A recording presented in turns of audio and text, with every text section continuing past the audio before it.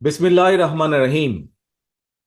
প্রিয় বাংলাদেশ, প্রিয় দেশবাসী, ভাই ও বোনেরা, আজকের এই অনুষ্ঠানের সম্মানিত সভাপতি জনাব মির্জা ফখরুল ইসলাম আলমগীর, মঞ্চে উপস্থিত নেতৃবৃন্দ, সামনে উপস্থিত আমার প্রিয় সহকর্মীবৃন্দ, আসসালামু আলাইকুম। বাংলাদেশের বীর ছাত্র জনতা, নারী, শিশু, কৃষক, শ্রমিক, সকল শ্রেণী পেশার মানুষ, সর্বস্তরের জনগণ বিশ্বকে দেখিয়ে দিয়েছে বাংলাদেশের জনগণ বন্দুকের সামনে বুক পেতে দিতে রাজি, তবুও তারা স্বৈর শাসনকে মেনে নিতে রাজি নয়। বাংলাদেশের সবচেয়ে জনপ্রিয় গণতান্ত্রিক রাজনৈতিক দল বিএনপির পক্ষ থেকে বাংলাদেশের গণতন্ত্রকামী বীর জনগণকে জানাই আন্তর্জাতিক গণতন্ত্র দিবসের সংগ্রামী শুভেচ্ছা। প্রিয় ভাই বোনেরা, গণতন্ত্র প্রতিষ্ঠার সংগ্রামে শহীদ মৃত্যুবরণ করেছেন যারা, আহত হয়েছেন যারা, হাত পা চোখ হারিয়ে চিরতরে পঙ্গুত্ব বরণ করেছেন, দেশের গণতান্ত্রিকামী জনগণ আজীবন তাদের এই আত্মত্যাগ এবং অবদান শ্রদ্ধার সঙ্গে স্মরণ করবেন। হতাহতদের প্রতিটি পরিবারের প্রতি অবশ্যই রাষ্ট্র তার যথাযথ দায়িত্ব পালন করবে বলে আমরা বিশ্বাস করি। লাখো শহীদের বিনিময়ে অর্জিত স্বাধীন গণতান্ত্রিক বাংলাদেশের রাষ্ট্র, রাজনীতি, শাসন প্রশাসন হওয়ার কথা ছিল government of the people, by the people, for the people. অথচ গত 15 বছর বাংলাদেশে মাফিয়া শাসন চালু করা হয়েছিল। দেশে বিদেশে পলাতক স্বৈরাচার বিনা ভোটের সেই সরকারের পরিচয় হয়ে উঠেছিল government of the mafia, by the mafia, for the mafia. প্রিয় দেশবাসী, এই মাফিয়া চক্র দেশকে সর্বক্ষেত্রে ভঙ্গুর করে দিয়েছিল। দেশকে সম্পূর্ণ আমদানি নির্ভর, ঋণ নির্ভর এবং পরনির্ভরশীল রাষ্ট্রে পরিণত করেছিল। মাফিয়া চক্র দেশের ব্যাংকগুলোকে পর্যন্ত দেউলিয়া করে দিয়েছিল। গত 1.5 দশকে দেশ থেকে প্রায় 17 লক্ষ কোটি টাকারও বেশি পাচার হয়ে করে দিয়েছে এরা। 5ই আগস্টের পতিত স্বৈরাচারের বেপরা দুর্নীতি আর লুটপাটের কারণে বাংলাদেশের বৈদেশিক ঋণ বর্তমানে $100 বিলিয়ন বেশি ছাড়িয়েছে। বাংলাদেশে আজ যে শিশুটি জন্ম নিয়েছে কোনো কারণ ছাড়াই, সেই নিষ্পাপ শিশুটিরও মাথাপিছু ঋণ কমপক্ষে 1.5 লক্ষ টাকা।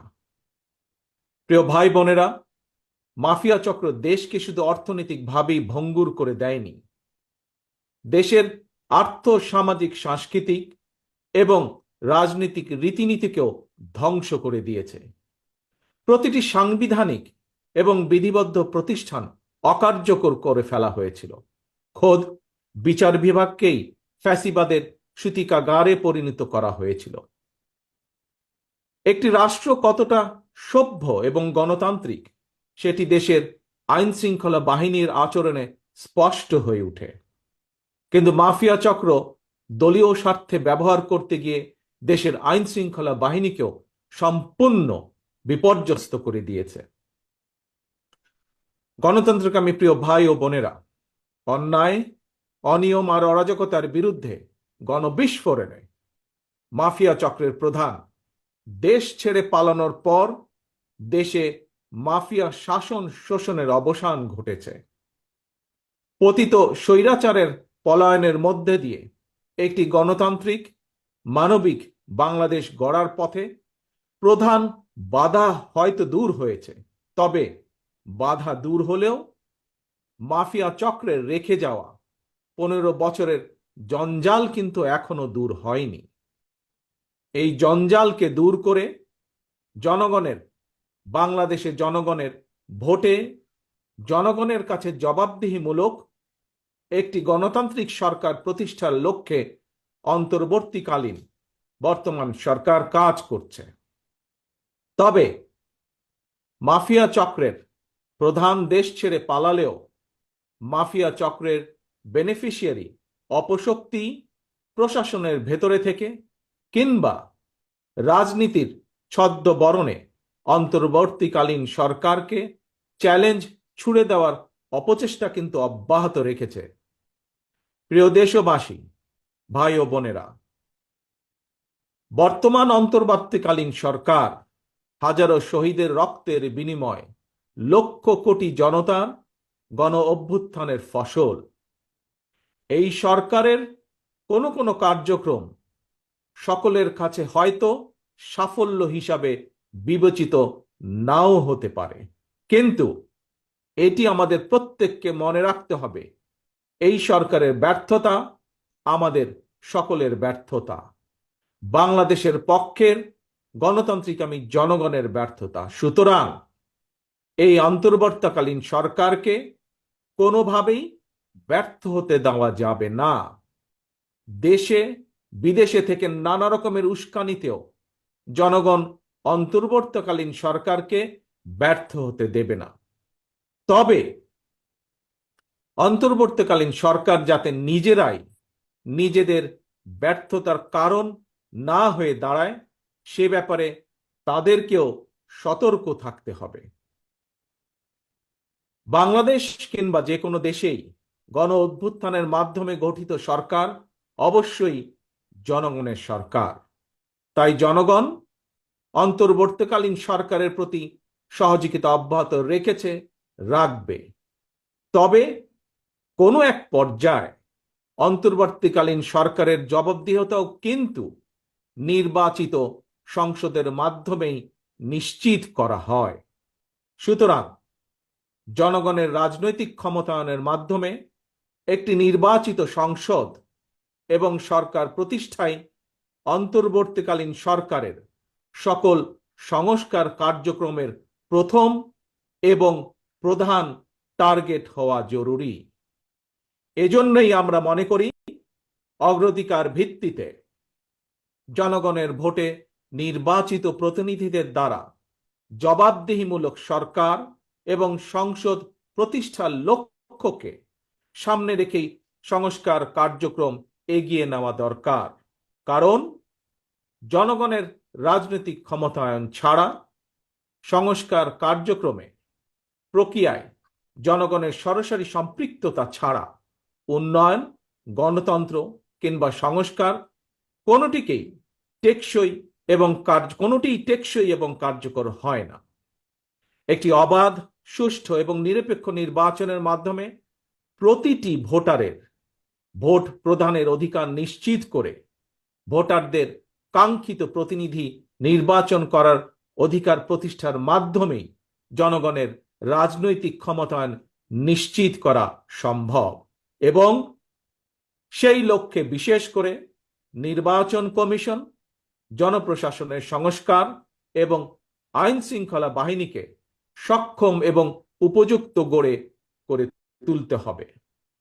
অগ্রাধিকার ভিত্তিতে পদক্ষেপ নিতে হবে।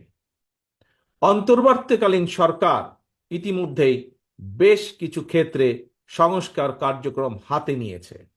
তবে আমরা মনে করি অন্তর্বর্তীকালীন সরকার এজেন্ডা সেটিং এর ক্ষেত্রে অগ্রাধিকার ভিত্তি নির্ধারণ করতে না পারলে গণ অভ্যুত্থানের সাফল্য ব্যাহত করতে ষড়যন্ত্রকারী নানা চক্র সুযোগ গ্রহণ করতে পারে এবং এরই ভিতর এর কিছু কিছু আলামত আমরা দেখতে পাচ্ছি। প্রিয় দেশবাসী, এবারের গণ অভ্যুত্থানের চরিত্র অতীতের যে কোনো গণ অভ্যুত্থানের চেয়ে ব্যতিক্রম। কেন ব্যতিক্রম? কারণ পলাতক স্বৈরাচারের অবৈধ শাসনকালে সকল গণতান্ত্রিক অধিকার, মানবাধিকার হারিয়ে জনগণ পরাধীনতার শৃঙ্খলে আবদ্ধ হয়ে পড়েছিল। এমনকি হুমকির সম্মুখীন ছিল দেশের স্বাধীনতা ও সার্বভৌমত্ব।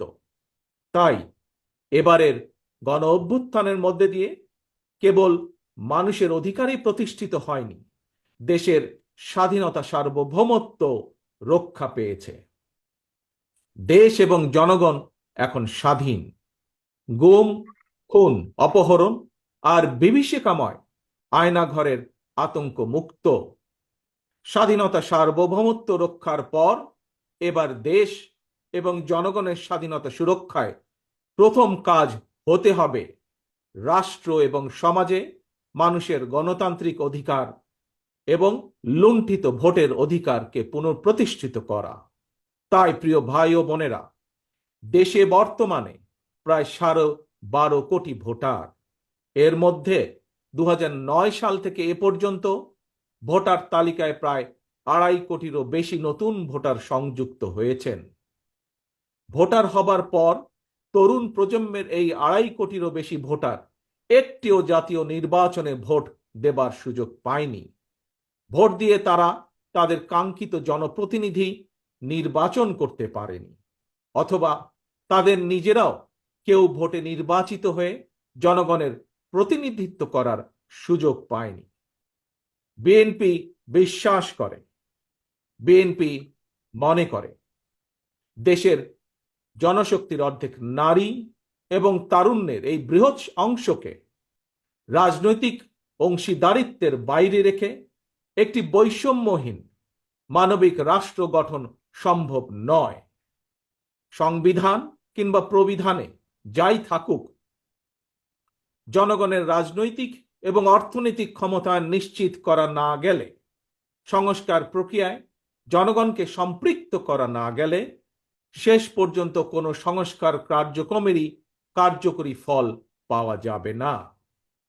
প্রিয় দেশবাসী, ভাই ও বোনেরা, রাষ্ট্র, রাজনীতি এবং রাজনৈতিক দল হিসেবে বিএনপি দলীয় রাজনৈতিক কার্যক্রম সংস্কারের লক্ষ্যে প্রথমে 2022, পরবর্তীতে 2023 সালে বাংলাদেশের পক্ষের গণতান্ত্রিক রাজনৈতিক দলগুলোর প্রতিনিধিদের উপস্থিতিতে 31 দফা কর্মসূচি ঘোষণা করেছিল। তবে ঘোষিত 31 দফাই শেষ কথা নয়। বিএনপি মনে করে রাষ্ট্র কিংবা রাজনীতি সকল ক্ষেত্রেই সংস্কার কার্যক্রম একটি ধারাবাহিক এবং চলমান প্রক্রিয়া। সুতরাং রাষ্ট্র এবং রাজনীতি সংস্কারে বিএনপি ঘোষিত 31 দফা সংস্কার কর্মসূচির আরো প্রয়োজনীয় পরিবর্তন পরিমার্জনকেও বিএনপি স্বাগত জানায়। এমনকি কেউ যদি মনে করেন একটি উন্নত এবং নিরাপদ বাংলাদেশের জন্য আরো নতুন রাজনৈতিক দলের প্রয়োজন রয়েছে, তাতেও দোষের কিছু নেই।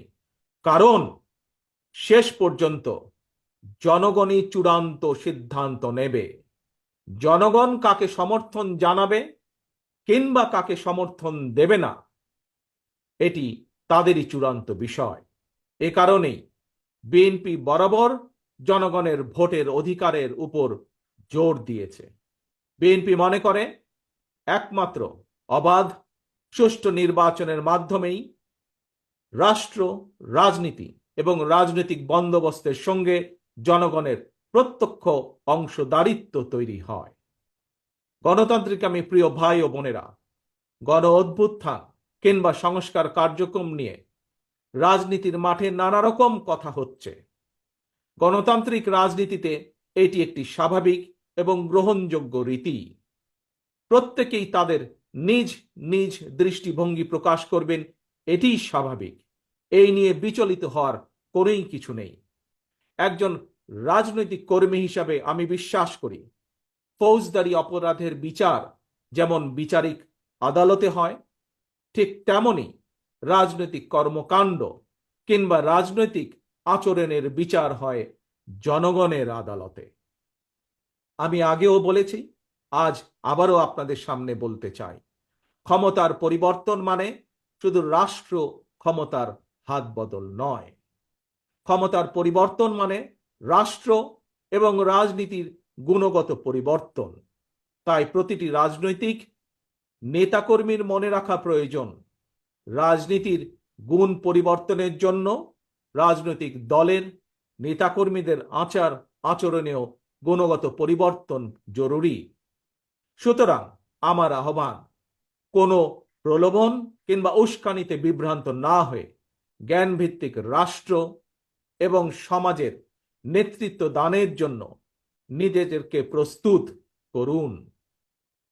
গণতান্ত্রিক আমি প্রিয় ভাই ও বোনেরা, হাজারো শহীদের রক্ত স্নাত এই রাজপথে আজ আপনাদের এই স্বতঃস্ফূর্ত উপস্থিতির অর্থ জনগণের কাঙ্ক্ষিত বৈষম্যহীন বাংলাদেশ গড়ার এই যাত্রা পথে বাংলাদেশের পক্ষের শক্তিকে আরো কিছু পথ পাড়ি দিতে হবে। তবে সেই পথ অবশ্যই নয় সন্ত্রাস, সংঘর্ষ, প্রতিশোধ কিংবা প্রতিহিংসার, বরং সেই পথ হবে ধৈর্য, সহনশীলতা এবং সমঝোতা। প্রিয় ভাই বোনেরা, সবশেষে বলতে চাই, সংস্কার কার্যক্রমের পথ ধরে নির্বাচনী রোড ম্যাপে উঠবে আমাদের প্রিয় বাংলাদেশ। সুতরাং আসুন আমরা সবাই কাজের মাধ্যমে জনগণের বিশ্বাস, জনগণের ভালোবাসা অর্জন করি, জনগণকে সঙ্গে রাখি, জনগণের সঙ্গে থাকি। আল্লাহ হাফেজ। বাংলাদেশ জিন্দাবাদ। বাংলাদেশ জাতীয়তাবাদী দল জিন্দাবাদ।